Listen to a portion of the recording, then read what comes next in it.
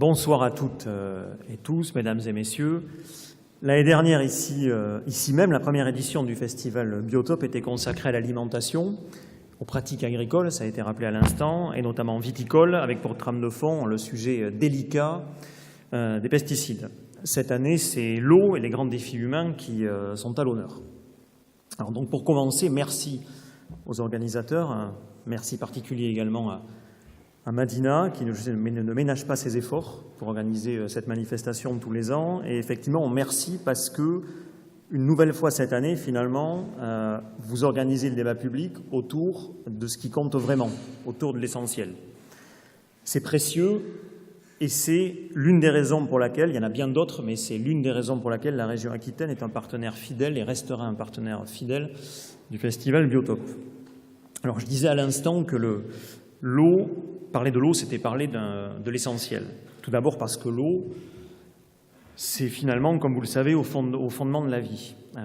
Je saisis d'ailleurs, moi, chaque occasion, quand je me déplace en Nouvelle-Aquitaine, pour rappeler aux agriculteurs, aux industriels, aux énergéticiens, aux citoyens, mais aussi aux élus, particulièrement parfois aux élus d'ailleurs, quelques fondamentaux sur l'eau qu'on oublie trop souvent et qui, si on ne les prend pas en compte, on va dire, amènent à des raisonnements qui peuvent ressembler à des impasses.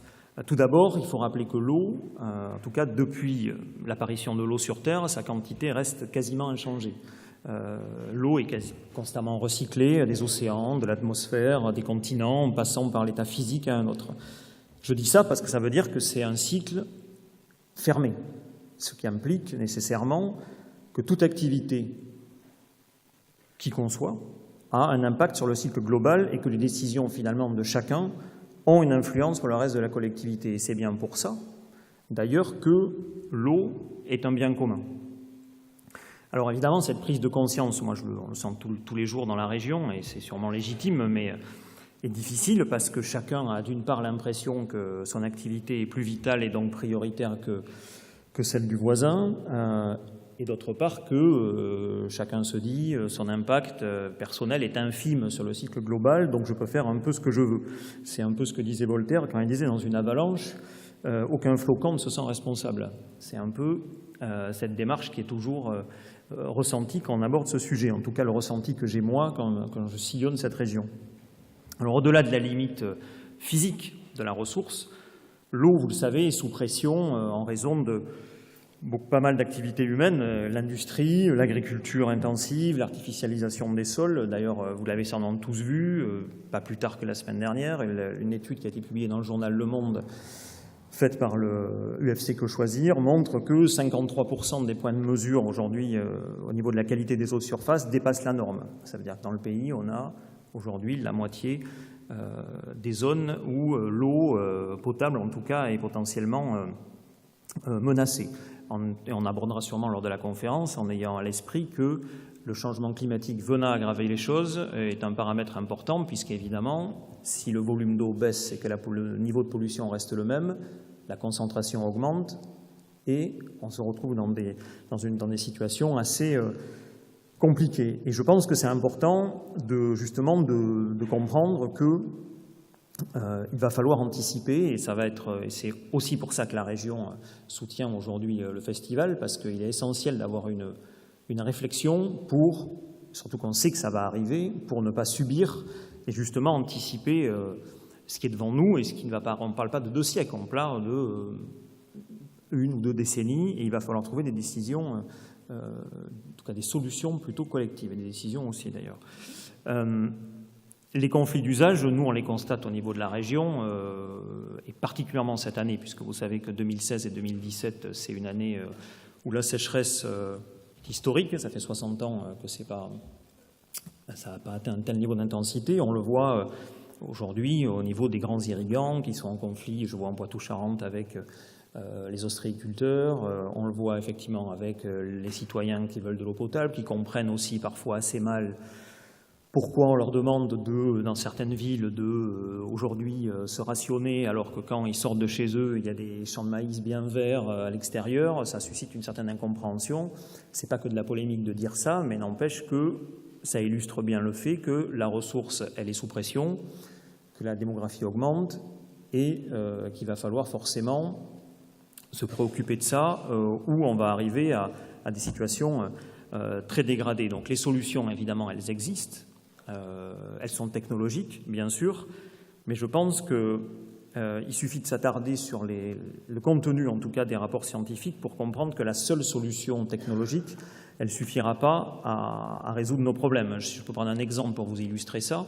Il y a une étude très complète qui a été faite par l'agence à Dour-Garonne, qui est l'agence de l'eau, qui s'est projetée à horizon 2050 en prenant le scénario le plus optimiste, en se disant que si on arrivait à limiter l'augmentation des températures à 2 degrés, donc ça veut dire que si on respectait l'accord de Paris, si vous le savez, on est quand même mal embarqué, mais imaginons, on limite à 2 degrés, donc scénario optimiste, on aurait aujourd'hui, on verrait que tout le bassin de la Garonne, les débits d'eau seraient divisés par 2 dans les 30 prochaines années.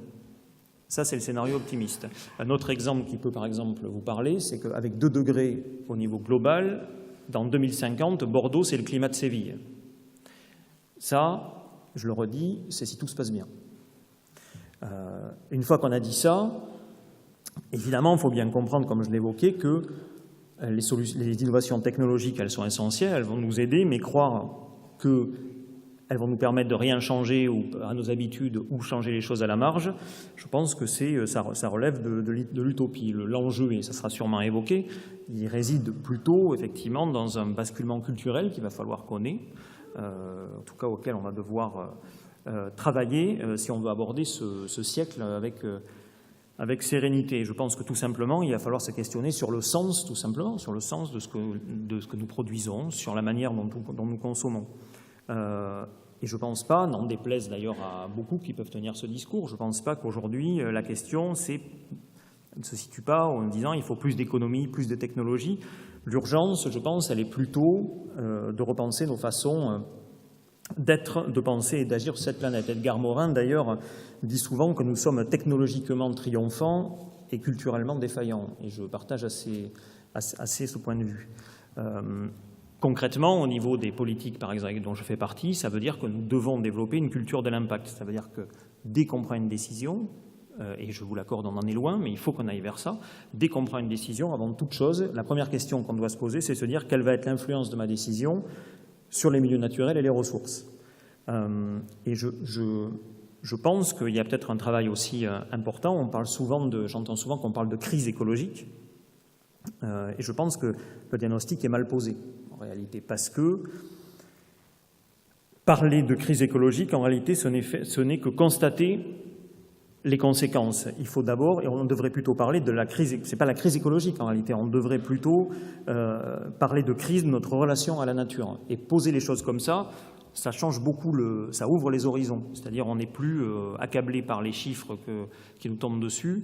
Ça nous permet effectivement d'ouvrir de nouveaux horizons et ça permet d'entrevoir quelque chose de beaucoup plus enthousiasmant. Et plus que j'en suis, et je vais finir là-dessus, plus que j'en suis à parler de crise, et je suppose que ça sera quelque chose qui sera évoqué ce soir peut-être et dans les prochains jours, c'est intéressant de se pencher sur la sémantique et sur l'origine de ce mot, puisque vous savez que crisis, en latin médiéval, signifie une manifestation violente, brutale d'une maladie. C'est un peu le moment paroxytique d'une maladie. Et si on remonte plus en amont, et c'est ça qui est intéressant, crisis en grec, ancien, c'est un cas, et ça veut dire décision.